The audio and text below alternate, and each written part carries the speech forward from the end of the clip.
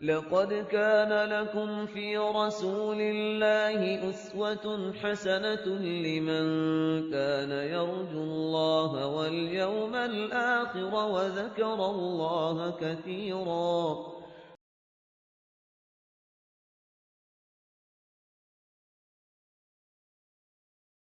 نحمده ونصلي على رسوله الكريم اما بعد فاعوذ بالله من الشيطان الرجيم بسم الله الرحمن الرحيم رب اشرح لي صدري ويسر لي امري واحلل عقدة من لساني يفقهوا قولي.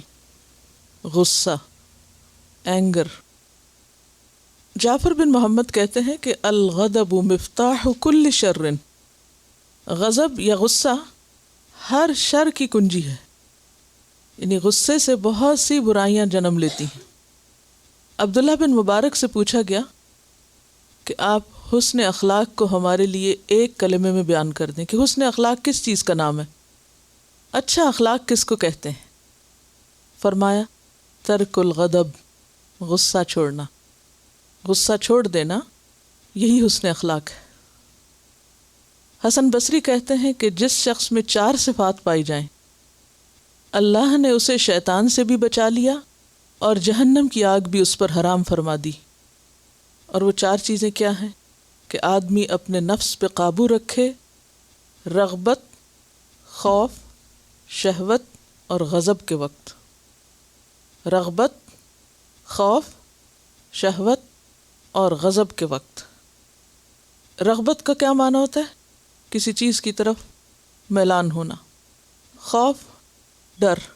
شہوت جیسے نفسانی خواہشات ہوتی ہیں. اور غضب، غصہ. اگر ان 4 مقامات پر انسان اپنے آپ کو سنبھال لے، اعتدال میں رکھے، تو ایسا انسان شیطان کے شر سے، شیطان کے ہتھ کنڈوں سے اور جہنم کی آگ سے محفوظ ہو جاتا ہے. عربی زبان میں غضب یا غصے کے لیے مختلف الفاظ استعمال ہوتے ہیں اور اس کے درجے بھی مختلف ہوتے ہیں. پہلا درجہ ہے سخت کا، سین خا طا. سخط کا معنی ہوتا ہے خلاف مرضی کام کرنا، مرضی کے خلاف کام کرنا، اور سخت کہتے ہیں ناپسندیدگی. یہ غصے کا پہلا درجہ ہوتا ہے کہ جب کسی کی کوئی بات یا کوئی کام آپ کو اچھا نہ لگے، یو ڈونٹ لائک اٹ. تو جو بات آپ کو اچھی نہیں لگتی تو اس پر آپ کے اندر کیا ری ایکشن ہوتا ہے؟ اریٹیشن ہوتی. ضروری نہیں کہ آپ ظاہر کریں یا نہ کریں، لیکن یو گیٹ اریٹیٹڈ. مثلاً آپ لکھ رہے ہیں اور کوئی کہیں شور آ رہا ہے کہیں سے، یا ساتھ والے نے کوئی آپ کو ایک کونی لگا دی یا زور سے کتاب پلٹ دی، تو کیا ہوتا ہے؟ You don't like it and then you get irritated. تو یہ جو کیفیت ہے یہ کیا ہے؟ سخت. اور بعض نے یہ بھی کہا ہے کہ بڑے کا چھوٹے کے عمل پہ ناراض ہونا یہ بھی سخت ہے. جیسے ماں باپ بچوں کی کسی بات پر ناپسندیدگی کا اظہار کریں، تو یہ بھی اسی درجے میں آتا ہے. دوسرا درجہ ہوتا ہے غیظ، غین یا ضا. ایسی ناراضگی جو انسان کا دوران خون تیز کر دے. کہتے ہیں نا I'm boiling. تو جب آپ کا خون ابلنے لگے، خون تیز ہو جائے، تو یہ غیظ ہوتا ہے.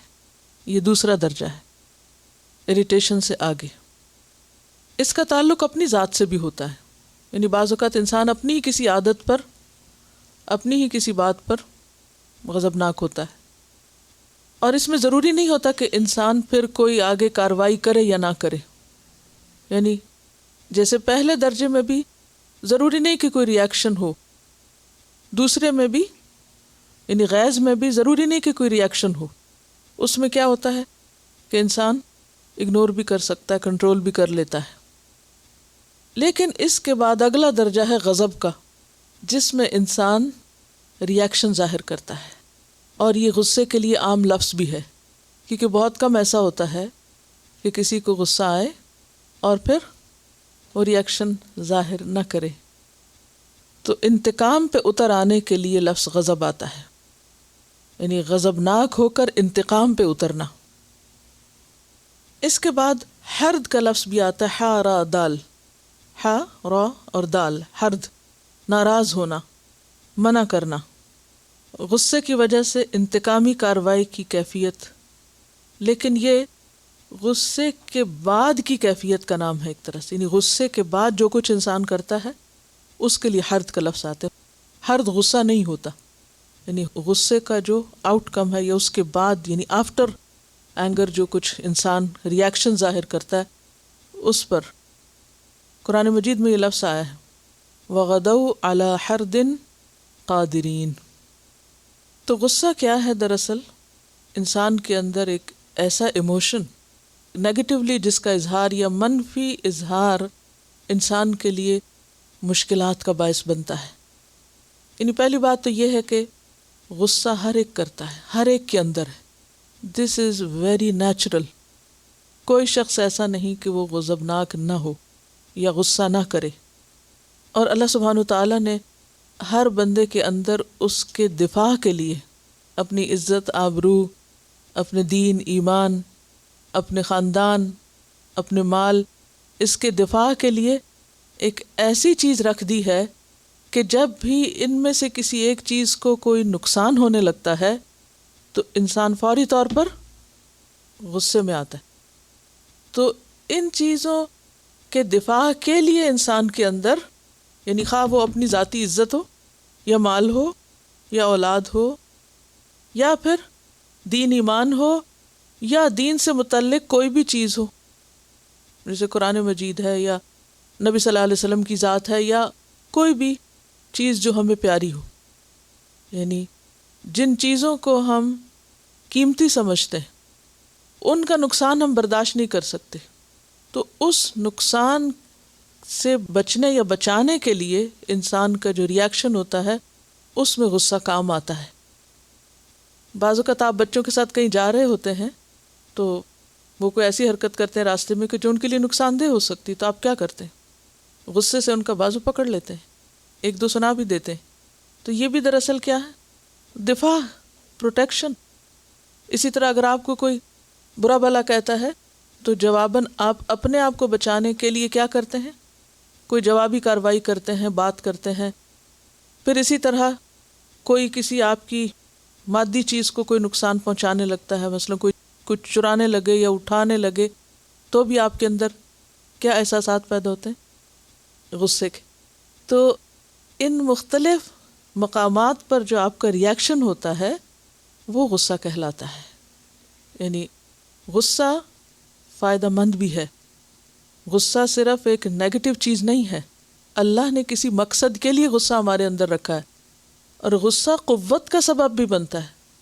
مثلاً اگر آپ بہت لو بھی فیل کر رہے ہیں یا اپنے اندر کسی طرح کی کمزوری، تو اچانک کوئی شخص آپ کے ساتھ ایسا معاملہ کرتا ہے تو آپ اپنی ساری کمزوری بھول کر کیا ہوتے ہیں؟ فوری طور پر طاقتور ہو جاتے ہیں، اور آپ میں ایک ہمت، جوش، جذبہ آ جاتا ہے، انتہائی قوت آ جاتی جو عام حالات میں نہیں آتی۔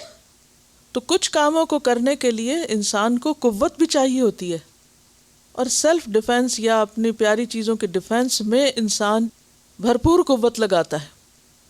تو غصہ نیچرل ایموشن ہے، انسان کے لیے ضروری بھی ہے، فائدہ مند ہے، کسی مقصد کے لیے رکھا گیا ہے، لیکن بے حد ضروری ہے کہ انسان اس کا استعمال درست جگہ پر کرے اور درست طریقے پر کرے۔ تو اس چیپٹر کو پڑھنے کا اصل مقصد کیا ہے؟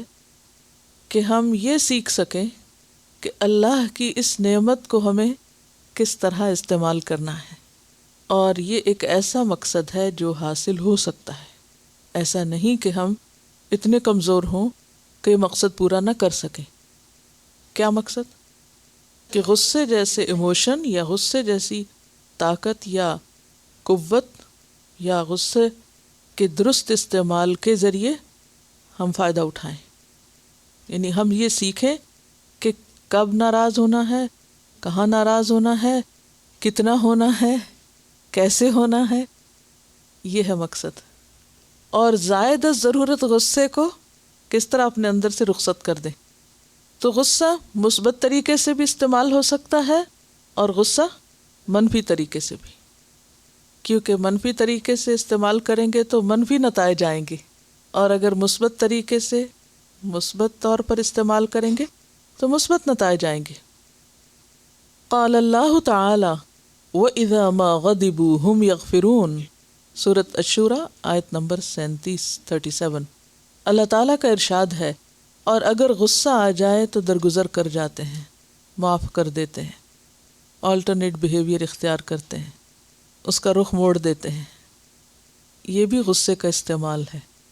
غصہ آتا ہے، وَإِذَا مَا غَضِبُوا، آتا ہے غصہ، وہ تو آئے گا، لیکن اس کا اظہار کیسے کرتے ہیں؟ ہم یغفرون، معاف کر کے۔ قال اللہ تعالی والکاظمین الغیظ والعافین عن الناس، آل عمران 134۔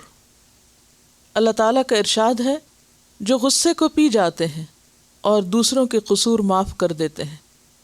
کاظمین کس کی جمع ہے؟ کاظم کی، اور غیظ کا معنی تو آپ کو معلوم ہو ہی گیا۔ والکاظمین الغیظ، یعنی غصہ تو آتا ہے لیکن غصے کو کیا کرتے ہیں؟ روک لیتے ہیں، باندھ کے رکھتے ہیں۔ قزم کا معنی ہوتا ہے تسمے کا باندھنا۔ پانی کا جو واٹر بیگ ہوتا ہے نا، جسے مشک کہتے ہیں، مشک کے منہ کو باندھنے کے لیے جو ڈور استعمال ہوتی ہے، اس کے لیے لفظ استعمال ہوتا ہے۔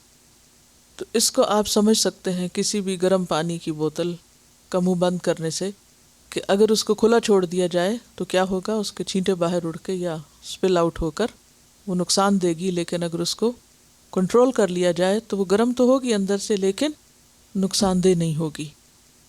تو اہل ایمان کون ہوتے ہیں؟ جو اپنے غصے کو کنٹرول کرنا جانتے ہیں۔ والعافین عن الناس، اور لوگوں سے درگزر کرنے والے ہیں، معاف کرنے والے ہیں۔ تو اس سے کیا پتہ چلتا ہے کہ دونوں جگہ پر غصے کا علاج کیا بتایا گیا، یا غصے کو کنٹرول کرنے کا طریقہ کیا ہے؟ درگزر کرنا۔ اب دیکھیے کہ جب غصہ آتا ہے نا تو 3 طرح ری ایکشن ہو سکتا ہے۔ ایک ہے ہم غصے کو ایکسپریس کریں، دوسرا ہے سپریس کریں، تیسرا ہے کام ڈاؤن کریں۔ یا تو اپنے آپ کو ایکسپریس کریں، یا سپریس کریں، اور یا پھر کام ڈاؤن ہو۔ ایکسپریس کرنے کے کئی طریقے ہو سکتے ہیں، مثبت اور منفی۔ بعض اوقات ایکسپریس کرنا ضروری ہوتا ہے۔ سپریس کرنا جو ہے اچھا ہے، لیکن اگر انسان اس کے نتیجے میں اپنا نقصان کرنے لگے، کہ جیسے بعض لوگ غصہ کنٹرول تو کر جاتے ہیں لیکن اپنے اندر اتنا کھولتے رہتے ہیں کہ جس کے نتیجے میں وہ کئی بیماریوں کا شکار ہو جاتے ہیں۔ اور تیسرا کیا ہے کہ غصہ آئے، کنٹرول کیا جائے اور خود کو کام ڈاؤن کر لیا جائے، اور یہ کیفیت صرف عافین عن الناس سے ہو سکتی ہے، یغفرون سے ہو سکتی ہے۔ تو قرآن نے ہمیں کیا سکھایا، اور پسندیدہ چیز کیا ہے؟ Calm down. اور کام ڈاؤن انسان ہو نہیں سکتا جب تک کہ معاف نہ کرے۔ اور جہاں تک ضرورت کے تحت اس کو ایکسپریس کرنے کا تعلق ہے تو اس پر انشاءاللہ آگے بات ہوگی۔ اور یہ جو آیت ہے والکاظمین الغیظ والعافین عن الناس، تو اس کے بارے میں ابن عباس کا کہنا ہے، اور ابن عباس مفسر قرآن ہے، ان سے پوچھا گیا کہ اس کا کیا مطلب ہے والکاظمین الغیظ؟ تو انہوں نے کہا کہ غصہ دلانے والی بات پر جواب نہ دینا جبکہ انسان اس پہ قادر ہو۔ کاظمین الغیظ کیا ہے؟ کہ غصہ دلانے والی بات پر انسان ویسا ہی جواب نہ دے جبکہ وہ دے سکتا ہو۔ مثلاً ایک شخص نے گالی دی اور دوسرا جواب دے سکتا، لیکن وہ گالی کے جواب میں گالی نہیں دیتا، تو یہ ہے دراصل کاظمین الغیظ ہونے کا رویہ۔ حدیث ہے ان ابی ہریرہ رضی اللہ عنہ ان رسول اللہ صلی اللہ علیہ وسلم قال لیس الشدید بالسرعۃ انما الشدید الذی یملک نفسہ عند الغضب، رواہ البخاری کتاب الادب۔ پہلوان وہ نہیں جو کشتی لڑنے میں غالب ہو جائے، بلکہ اصلی پہلوان وہ ہے جو غصے کی حالت میں اپنے آپ پر قابو پائے۔ لیس الشدید، نہیں ہے بہادر۔ شدید کا لفظ جس کی جمع شداد ہے، جہنم کے فرشتوں کے بارے میں کہ علیہا ملائکۃ غلاظ شداد، وہ شدید کی جمع ہے۔ شدید کے کئی ایک معنی ہوتے ہیں۔ شدید کا معنی ہوتا ہے بہادر، بلند، قوی، مضبوط، اور شیر کے لیے بھی یہ لفظ آتا ہے، شیر، لائن۔ لیس الشدید، نہیں ہے بہادر، کیونکہ شیر بہادری کی علامت ہے نا. بالسرعتی، سرعہ کا لفظ قرآن مجید میں سرعہ کے معنوں میں آتا ہے. جہاں پر قوم عاد کے عذاب کا ذکر ہوا وہاں آتا ہے فَتَرَى الْقَوْمَ فِيهَا سَرْعَى كَأَنَّهُمْ أَعْجَازُ نَخْلٍ خَاوِيَةٍ. تو سرعہ کہتے ہیں پچھاڑنے کو. جب کشتی ہوتی ہے تو دو پہلوان جو ہوتے ہیں آپس میں لڑتے ہیں تو ایک جو ہے وہ دوسرے کو مغلوب کر لیتا ہے، گرا دیتا ہے. تو جس کو پچھاڑا جائے اس کو سرعہ کہتے ہیں. سرعہ کون ہوتا ہے؟ جس کو لوگ پچھاڑ دیں، یعنی گرا دیں، مغلوب کر دیں. تو اس سے کیا پتہ چلتا ہے کہ اللہ کے نزدیک اصل طاقتور وہ ہے کہ جو بھلے جسمانی طاقت میں زیادہ نہ بھی ہو لیکن اس کو سیلف کنٹرول جیسی نعمت ملی ہو، جو اپنے آپ کو کنٹرول کر سکے. اور کب؟ جب شدید غصے میں ہو، یعنی غصے میں کوئی ایسی بات نہ کہے جو اللہ کو ناراض کر دے، حد سے نہ بڑھے، ظلم اور زیادتی کا رویہ اختیار نہ کرے. بہادری شہرت حاصل کرنے کا ایک بہت زبردست ذریعہ ہے. اسی لیے ہم دیکھتے ہیں کہ قیامت کے دن سب سے پہلے ریاکاروں میں سے شہید کو لایا جائے گا اور اس سے پوچھا جائے گا کہ یہ تم سب کیا کرتے رہے. تو اس کے اندر کی چھپی ہوئی نیت کیا تھی کہ لوگ مجھے بہادر کہیں. تو بہادر ہونا، بہادر کہلوانا اور بہادر مانا جانا یہ ایک بہت ہی پسندیدہ چیز ہے. وہ نیت کا ایک الگ مسئلہ ہے. تو بزدلی کے مقابلے میں بہادری پسندیدہ ہے، لیکن اصل بہادری کسی دوسرے پہ قابو پانا نہیں. اصل بہادری خود پہ قابو پانا ہے، اپنے اوپر قابو پانا ہے. یہ قوت صرف اسی کو مل سکتی ہے جس کے اندر خدا کا خوف ہو، جو اللہ کی خاطر اپنے غصے کو روک لے اور کنٹرول کر لے. اگلی حدیث عن ابن عمر قال قال رسول اللہ صلی اللہ علیہ وسلم ما من جرعة اعظم اجرا عند الله من جرعة غیظ کظمها عبد ابتغاء وجه اللہ. رواہ ابن ماجہ کتاب الزہد. سیدنا ابن عمر رضی اللہ عنہما سے روایت ہے کہ رسول اللہ صلی اللہ علیہ وسلم نے فرمایا، کسی بندے نے اللہ تعالیٰ کے نزدیک غصے کے گھونٹ سے بڑھ کر کوئی گھونٹ نہیں پیا جس کو وہ اللہ تعالیٰ کی رضامندی حاصل کرنے کے لیے پی جاتا ہے. اب دیکھیے کہ ہم بہت سی چیزیں کھاتے بھی ہیں اور پیتے بھی ہیں. مقصد کیا ہوتا ہے؟ کبھی کچھ ہم اپنی مرضی سے کھاتے پیتے ہیں، کبھی ہم کسی کی فرمائش پہ کچھ کھا لیتے ہیں، نہیں بھی دل چاہ رہا ہوتا تو کسی کی خوشی کے لیے کھا لیتے ہیں یا پی لیتے ہیں. کبھی ہم کسی بیماری کے علاج کے لیے کوئی کڑوی دوا بھی پی لیتے ہیں. یہ سب چیزیں وقتی فائدے کی ہیں. کسی میں نفس کی خوشی، اپنے دل کی خوشی، کسی میں دوسرے کی خوشی، کسی میں صحت کی ضرورت یا صحت کی طلب. لیکن ایک گھونٹ انسان اللہ کی خاطر پیتا ہے جس کے پینے میں اللہ کی رضا حاصل ہوتی ہے، اور وہ گھونٹ غصے کا گھونٹ ہے. اور آپ نے دیکھا ہوگا کہ غصے کے وقت خاص طور پر جو جذبات کنٹرول کیے جاتے ہیں وہ بالکل اس سے مشابہ ہوتے ہیں جیسے کوئی انسان چیز نگل رہا ہو، ایک نگلنے کی کیفیت محسوس ہوتی. اسی لیے آپ دیکھیے کہ یہ جو غصہ کا لفظ ہے، اس کا لفظی معنی ہوتا ہے گلے میں اٹکنا کسی چیز کا. وَطَعَامًا ذَا غُصَّةٍ سورۃ المزمل میں آتا ہے نا، حلق میں پھنسنے والا کھانا جہنمیوں کے لیے جو ہوگا، اندر نہیں نگل سکیں گے، اس کو تکلیف دہ ہوگا اس کا نگلنا. تو غصے میں انسان کا دل کیا چاہتا ہے کہ جو اس کے دل میں ہے اسے کیا کرے؟ باہر نکال دے، یعنی ایکسپریس کرے، اور کسی بھی طرح اس کو بس بتا دے دوسرے کو. اب بعض اوقات انسان کا ایسی باتیں کرنا اس کے لیے زیادہ نقصان کا سبب بن جاتا ہے. پہلے اگر کم نقصان تھا تو غصے کے اظہار کے بعد زیادہ نقصان ہو جائے گا. اور عمومی طور پر جو لوگ اس معاملے میں سمجھدار نہیں ہوتے وہ کبھی بھی اچھے ریلیشن شپ نہیں رکھ سکتے. غصہ کنٹرول کرنا اچھے ریلیشن شپ کے لیے بے حد ضروری ہے. جب بھی آپ کا لوگوں کے ساتھ معاملہ ہوگا تو لوگوں کی بہت سی باتیں آپ کو ناپسند ہو سکتی ہیں، آپ کو بری لگ سکتی، آپ کو اوفینڈ کر سکتی.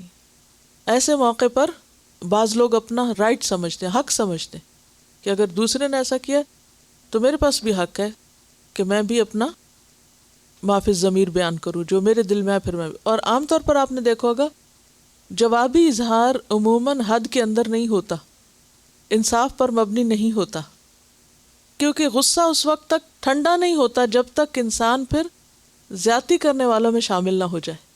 تو اس لیے افضل کیا ہے کہ انسان اسے پی جائے۔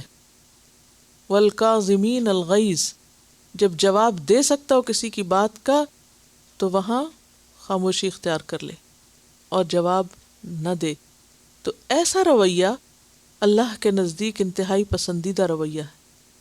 یعنی بعض اوقات آپ واقعی فزیکلی محسوس بھی کریں گے کہ جیسے کچھ چیز سویلو کر رہے ہیں آپ، اگرچہ وہ احساسات سے تعلق ہے لیکن آپ کی باڈی بھی اس میں انوالو ہو جاتی، یعنی جیسے وہ ایک پہیلی بجھوائی جاتی ہے نا کہ وہ کون سی چیز ہے جو حرام ہے لیکن اس کے پینے میں ثواب ہے، تو وہ غصے کا گھونٹ ہے۔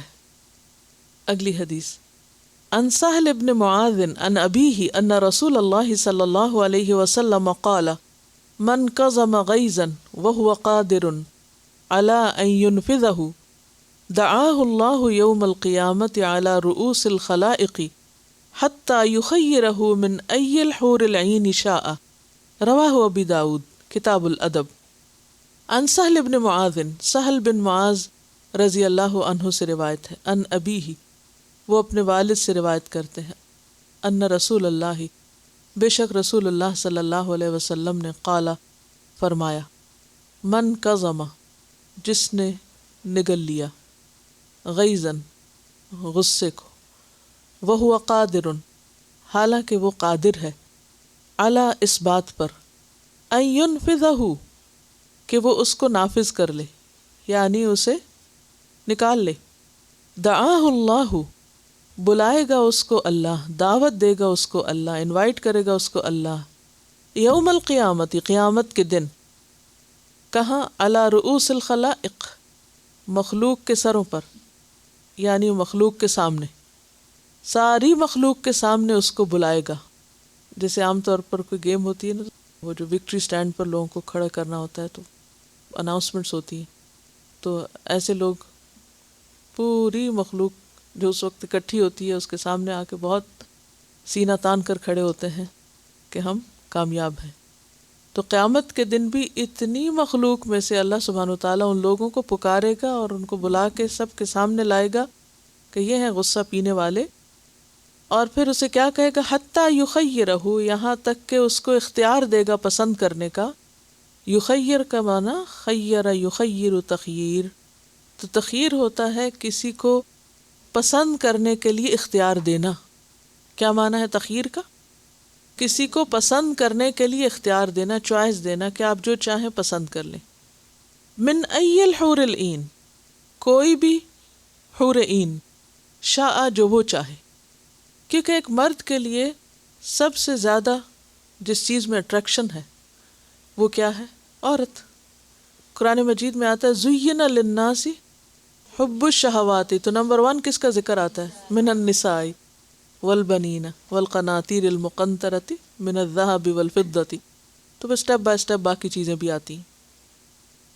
تو یہاں پر ایک طرح سے شوق دلایا جا رہا ہے کہ جو شخص اپنے غصے پر کنٹرول کرنے پہ قادر ہے تو قیامت کے دن اس کو اتنا بڑا ریوارڈ ملے گا۔ اور خاص طور پر مردوں ہی کا انعام کیوں بتایا گیا اور مردوں ہی کا ذکر کیوں بتایا گیا؟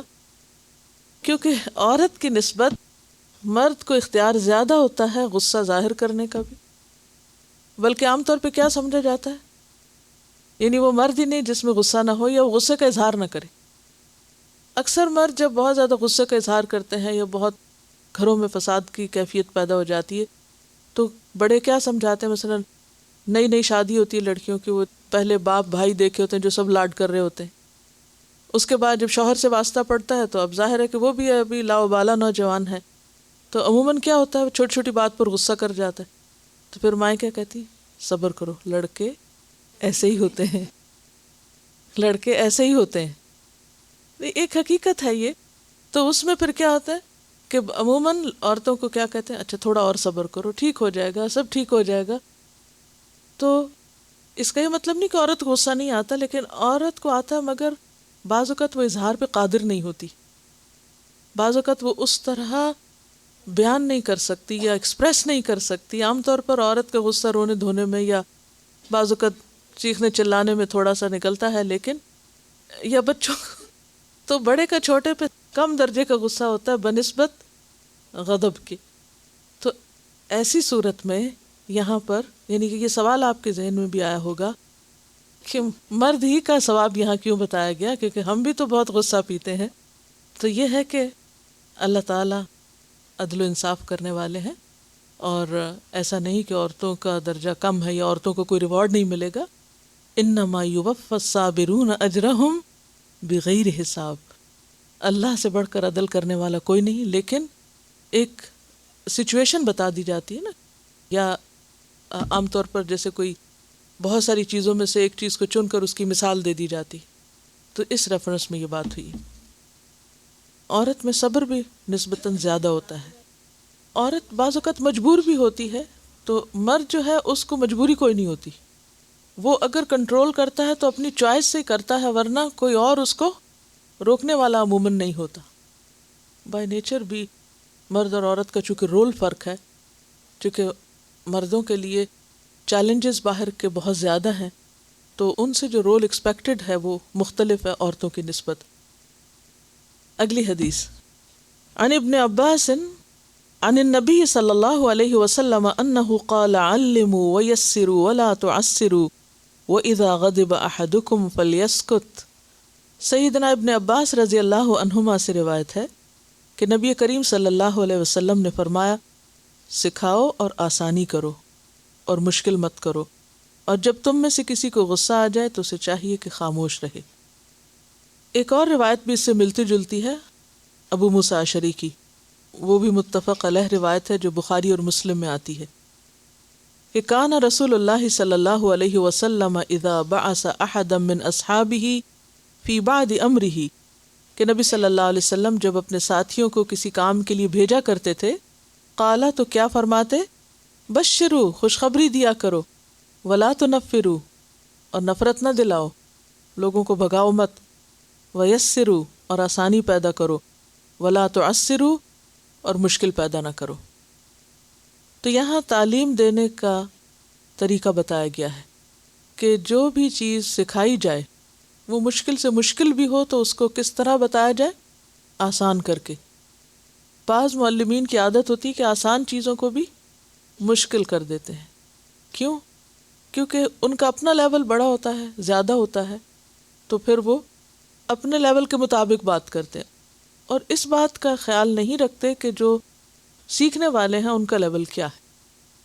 تو یہاں پر حکمت بتائی جا رہی ہے کہ یسروا، اس کو آسان بنا کے پیش کرو، کیونکہ اس کے بغیر تو پھر سیکھنے والا سیکھ نہیں سکے گا.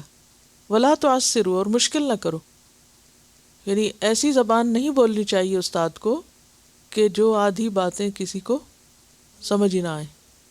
بعض لوگ ہوتے ہیں بہت فلاوری لینگویج بولتے ہیں، محاورے یا ایسے ضرب المثل بہت، تو بعض اوقات تو دوسروں کو سمجھ نہیں آتے، یا یہ ہے کہ لینگویج کا کوئی اور بیریئر یا وجہ ہو سکتی ہے. تو اس صورت میں کیا ہے کہ آسانی کرو، مشکل نہ کرو. اور بعض اوقات کیا ہوتا ہے، استاد ایک بات ایک بار، 2 بار، 3 بار سمجھاتا ہے اور پھر پوچھتا ہے کہ سمجھ آئی، اور شاگرد کہتا ہے نہیں آئی. تو پھر کیا ہوتا ہے، غصہ آ جاتا ہے کہ کیوں نہیں سمجھ آ رہی. ایک نیچرل سی بات ہے نا. تھوڑا سا یاد کر لیجئے کہ آپ گھر میں بچوں کو کیسے پڑھاتے ہیں. یعنی اگر بچے بڑے بھی ہو گئے تو تھوڑا پیچھے چلے جائیں کہ بچپن میں آپ جب بچوں کو پڑھاتے تھے، یا آج کل بھی اگر آپ کچھ بچوں کو تعلیم دیتے ہیں تو اس موقع پر آپ کا رویہ کیا ہوتا ہے. خصوصاً آپ دیکھیے کہ جو دینی طبقہ ہے وہ نبی صلی اللہ علیہ وسلم کی اسی سنت کو بھولے ہوئے ہے. یعنی دنیاوی تعلیم کے لیے آپ کو اچھے سے اچھے استاد مل جائیں گے، لیکن جو ہی دینی تعلیم کی بات آتی ہے، قرآن مجید کی تعلیم اور اس سے آگے بڑھ کر حفظ کی تعلیم، تو اس میں تو کیا سمجھا جاتا ہے کہ مارنے کے بغیر حفظ ہو ہی نہیں سکتا. یعنی یہ اس کو اتنا مان لیا گیا ہے ایک فارمولے کے طور پر کہ بس یہی علاج ہے. تو اس موضوع پہ آپ سب سوچئے کیا رویہ اختیار کریں گے. وآخر دعوانا ان الحمد للہ رب العالمین. سبحانک اللہم وبحمدک اشہد ان لا الہ الا انت استغفرک واتوب الیک. السلام علیکم ورحمۃ اللہ وبرکاتہ.